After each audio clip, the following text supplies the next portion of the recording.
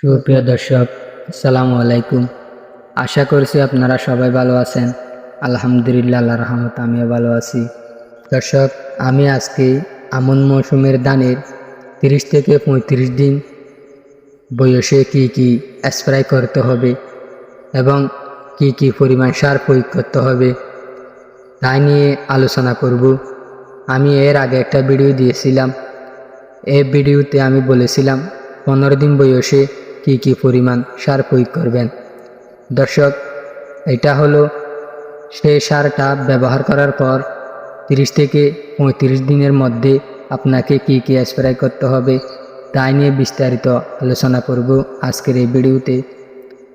দর্শক, আজকের ভিডিওতে আমি গুরুত্বপূর্ণ কিছু আলোচনা করব। আশা করি পুরো ভিডিও জুড়ে আপনারা সাথে থাকবেন, আপনাদের উপকার আসবে। দর্শক, ভিডিওটা শুরু করার আগে একটা কথা না বললে নয়। আপনি যদি আমাদের চ্যানেলে নতুন দর্শক হয়ে থাকেন, দয়া করে চ্যানেলটি সাবস্ক্রাইব করে পাশের বেল আইকনটি ক্লিক করে অল করে দিন, যেন পরবর্তী ভিডিও আপলোড দেওয়ার পর আপনাদের কাছে নোটিফিকেশন চলে যায়। দর্শক, আপনারা দেখছেন কৃষি ভিডিও চ্যানেল, সাথে আছি আমি উসমান। তাহলে চলুন ভিডিওটা শুরু করা যাক।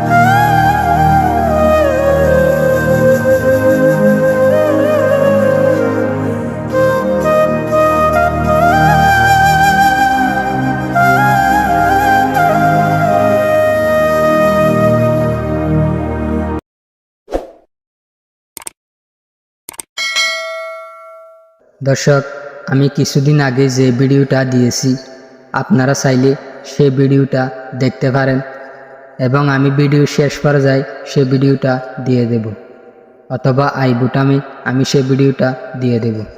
দর্শক, সে ভিডিওতে আমি বলেছি চারা রোপণের 15 থেকে 20 দিনের মধ্যে কি কি পরিমাণ সার আপনাকে প্রয়োগ করতে হবে।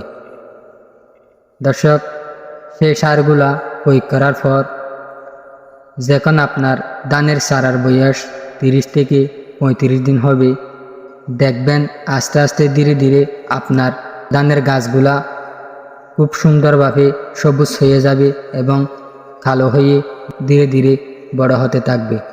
দর্শক, আপনারা দেখতে পারবেন সাথে বাঁশকাঠিগুলাও অনেক ছাড়বে। দর্শক, এ সময় আপনাকে দুইটা কাজ করতে হবে। একটা কাজ হলো 15 থেকে 20 দিনের মধ্যে যে সারের কথা বলেছি সেই সারটা দেওয়ার পর দেখবেন আপনার ধান গাছে প্রচুর পরিমাণ বাঁশকাঠি ছাড়বে। এ সময় যদি আপনারা এই বাঁশকাঠিগুলাকে দ্রুতভাবে বড় করে আগে যে আপনারা চারাগুলা রোপণ করছেন সেই চারাগুলার সাথে আপনাদেরকে এই বাঁশকাঠিগুলা বড় করে তুলতে হবে। দর্শক, বড় করার জন্য আপনাদেরকে দ্বিতীয় সারটা প্রয়োগ করতে হবে। দ্বিতীয় সারটা যখন আপনি প্রয়োগ করবেন, যে বাঁশকাঠিগুলা দিয়েছে সে বাঁশকাঠিগুলা দ্রুতভাবে বড় হয়ে একসাথে একইভাবে সমান হয়ে যাবে। দর্শক, 30 থেকে 35 দিনের মধ্যে যদি আপনি এই দ্বিতীয় সারটা প্রয়োগ না করেন, 40 দিনের পরে যদি আপনি কোনো সার প্রয়োগ করেন, সে সময় যে বাঁশকাঠিটা ছাড়বে সেই বাঁশকাঠিতে কোনো পরিমাণ আপনি লাভবান হবেন না এবং দেখবেন গাছগুলা হবে ছোট ছোট, ধানের শীষগুলা হবে ছোট ছোট। এই ধানের শীষগুলা বড় হবে না এবং কিছু ধানের শীষ দেখবেন বেরও হবে না, আর একসাথেও বের হবে না। দর্শক, এই জন্য বলছি আপনারা দ্বিতীয় সারটি 25 থেকে 30 দিনের মধ্যে প্রয়োগ করলে আপনারা লাভবান হবেন। দর্শক, আর একটা বিষয় হলো, এই বিষয়টা হলো খুবই গুরুত্বপূর্ণ একটা বিষয়।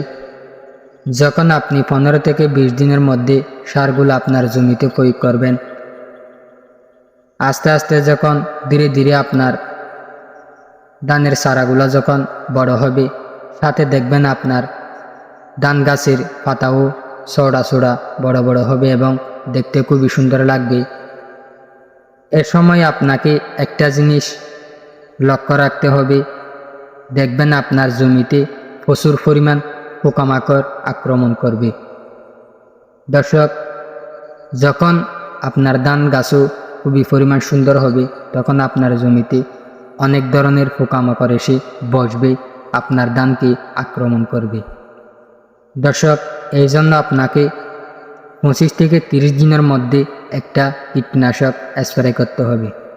যদি আপনি কীটনাশক স্প্রে করেন, তাহলে এই পোকামাকড় থেকে আপনার ধান গাছ রক্ষা পাবে এবং আরও সৌন্দর্য হয়ে বড় হতে থাকবে।